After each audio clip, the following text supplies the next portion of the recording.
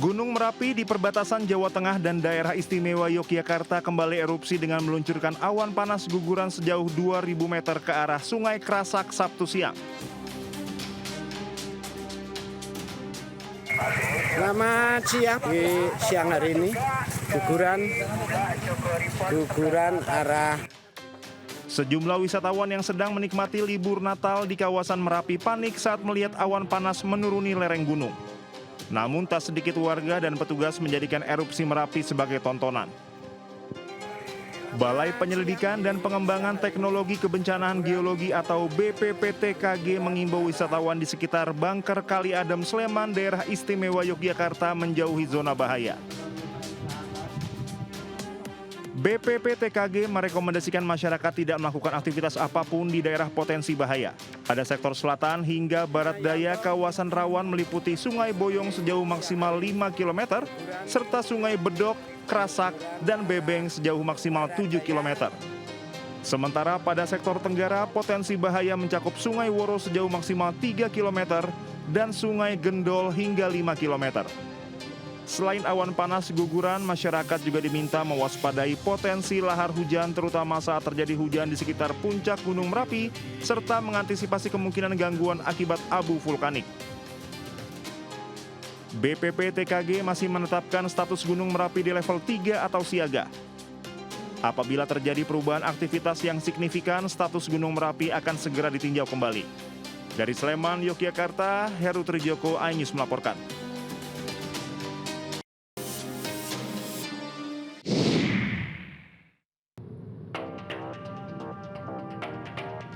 Libur panjang Nataru, arus lalu lintas di Jalan Arteri Kerawang Timur, Jawa Barat terpantau ramai lancar dari dua arah. Kendaraan yang melintas didominasi oleh kendaraan pribadi roda 4 dan roda 2 milik warga yang memanfaatkan libur panjang akhir tahun. Volume kendaraan terlihat meningkat sejak sore hingga malam hari, baik dari arah Kerawang menuju Cikampek maupun sebaliknya.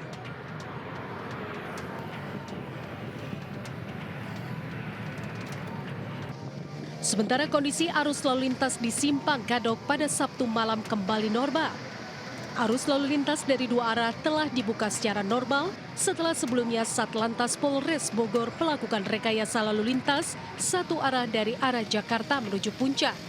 Volume kendaraan sendiri sempat mengalami peningkatan pada siang hari hingga sore hari.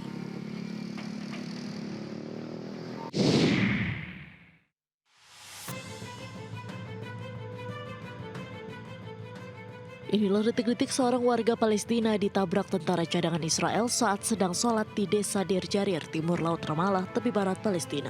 Tentara cadangan tersebut mengendarai sebuah kendaraan berjenis ATV, lalu menabrak dan melindas pemuda yang tengah sholat itu. Menanggapi kejadian tersebut, militer Israel IDF menyatakan telah memberhentikan tentara cadangan yang terlibat. IDF mengklaim pelaku telah melampaui kewenangannya saat melakukan tindakan tersebut. Kekerasan terhadap warga Palestina juga terjadi di Yerusalem.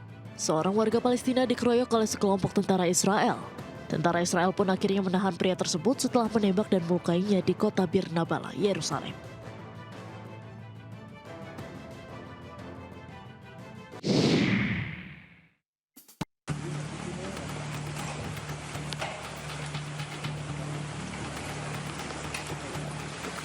Petugas Resmo Polres Klaten, Jawa Tengah menangkap seorang pria wakil direktur sebuah wedding organizer setelah melakukan pelarian hingga keluar kota selama 3 bulan.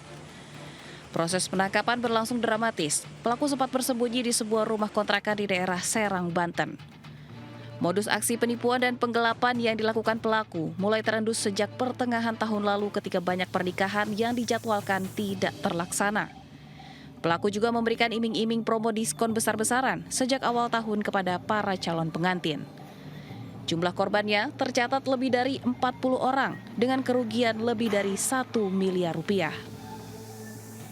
Berdasarkan dari penyelidikan yang kami laksanakan terhadap uang yang telah didapatkan, ini dipergunakan sebagian besar untuk kepentingan pribadi dan kepentingan dalam berbisnis. Akibat perbuatannya, tersangka dijerat dengan pasal 372 KUHP dan pasal 378 KUHP tentang penggelapan dan penipuan dengan ancaman pidana penjara paling lama 4 tahun. Dari Klaten, Jawa Tengah, Saiful Effendi, iNews melaporkan.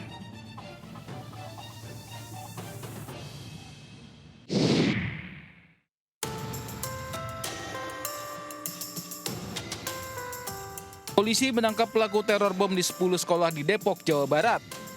Pelaku merupakan mahasiswa jurusan teknologi informasi di salah satu kampus swasta di Jakarta. Dari pemeriksaan diketahui motif pelaku nekat beraksi karena sakit hati lamaran pernikahannya ditolak oleh keluarga mantan kekasih. Saudara H melamar tapi ditolak karena memang saudara H sering melakukan teror kepada ataupun pengancaman bukan hanya ke yang bersangkutan atau saudari kami bersangkutan, tapi sampai juga kita mendapatkan bukti bahwa menteror ke kampus tempat saudari Kamila berkuliah. Sebelumnya pada 23 Desember lalu, sebuah pesan email berantai berisi ancaman bom dikirim ke 10 sekolah di Depok atas nama Kamila Hamdi. Dalam pesannya, pengirim email mengaku tidak puas terhadap penanganan laporan kepolisian yang pernah dia buat. Tim Gegana Brimob sampai dikerahkan untuk melakukan penyisiran menyeluruh untuk pastikan tidak ada bom di sekolah-sekolah yang mendapat ancaman. Dari Depok, Jawa Barat, Iyung Rizky, iNews melaporkan.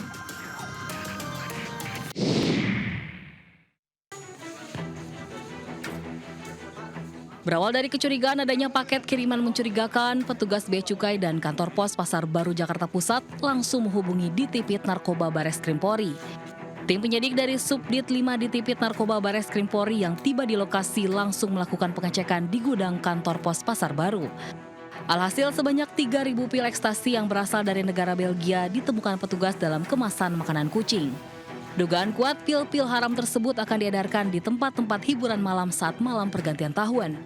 Dalam keterangan tertulisnya, Direktur Tindak Pidana Narkoba Bareskrim Polri mengatakan, ada satu orang pelaku bernama Mirza Siawanas yang diamankan petugas berperan sebagai penerima paket kiriman tersebut.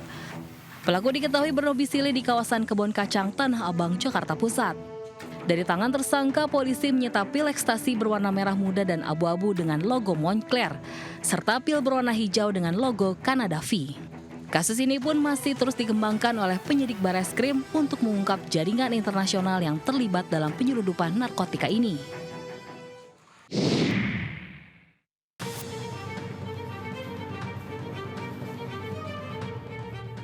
Upaya menciptakan situasi aman dan damai jelang perayaan Natal dan Tahun Baru, pihak kepolisian Polresta Sidoarjo agresif melakukan razia prostitusi secara online dan praktik asusila di hotel dan penginapan di kota Sidoarjo. Sejumlah hotel yang ditengarai sebagai tempat praktek prostitusi menjadi sasaran utama dalam razia yang digelar Unit Perlindungan Perempuan dan Anak bersama Unit Resmob dan Pidana Umum Satreskrim Polresta Sidoarjo.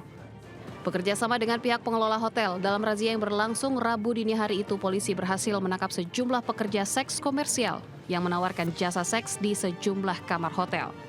Tidak sedikit di antara PSK online tampak bingung saat polisi menggeledah isi kamar hotel yang mereka huni. Sejumlah alat kontrasepsi dan alat seks lainnya ditemukan petugas di dalam kamar hotel. Untuk ingin menciptakan wilayah Sidoarjo aman dan nyaman menjelang Natal dan Tahun Baru, maka kita melakukan razia-razia ke hotel-hotel yang ada di wilayah Sidoarjo. Dalam razia, polisi telah menangkap lebih dari 5 PSK dan sejumlah pria hidung belang yang ditemukan petugas berada di dalam kamar hotel bersama PSK. Semuanya langsung didata dan diberi pembinaan di Mapolresta Sidoarjo. Dari Sidoarjo, Jawa Timur, Pramono Putra, iNews melaporkan.